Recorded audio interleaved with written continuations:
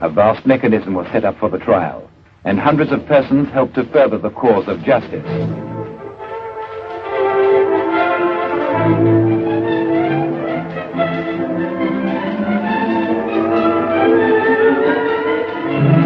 The courtroom in Nuremberg. Here the freedom-loving nations will try the major German war criminals, not from motives of vengeance, but that the great ends of justice may be served. The story of the monstrous fascist conspiracy against peace, liberty and democracy must be told. The criminals must be named and made to bear the punishment of their guilt. The world must be warned.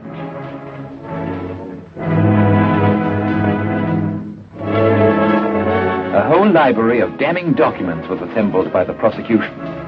Here, the documents of the Soviet prosecution were kept. Their contents are now known to the world.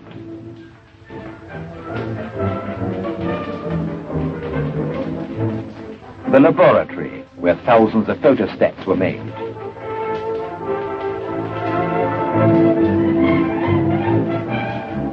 And the machines on which the copies of the documents were made.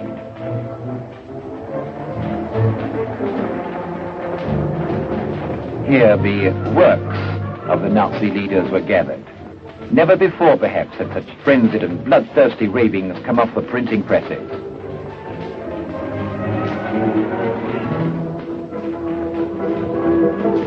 Soviet artist Boris Efimov.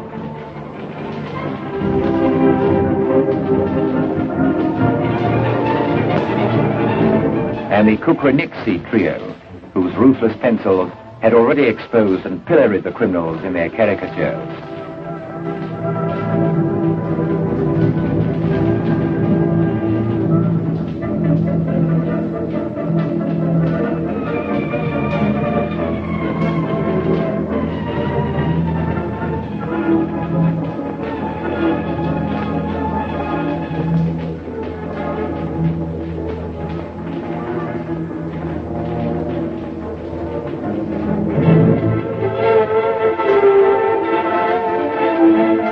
Soviet journalist Ilya Ehrenberg, Vsevolod Ivanov, Vsevolod Vishnevsky.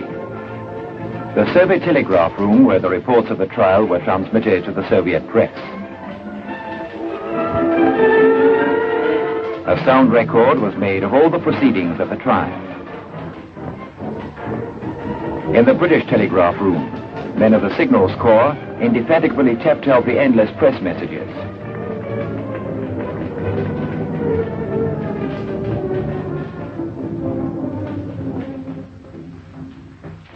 Photographs of the trial were radioed to all parts of the world.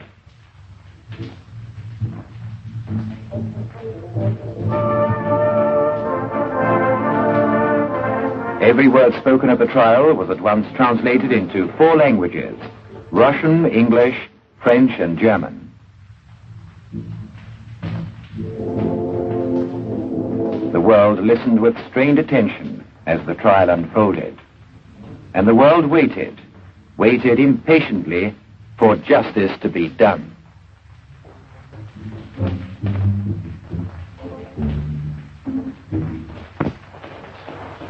The trial was held in the Nuremberg Palace of Justice, a building that seemed to have been deliberately saved from the ravages of war in order that fascism might be tried.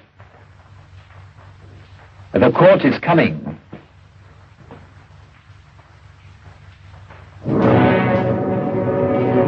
The court has come.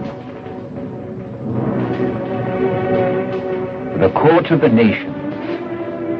And into the courtroom will come the martyrs of Majdanek and Oswiecim.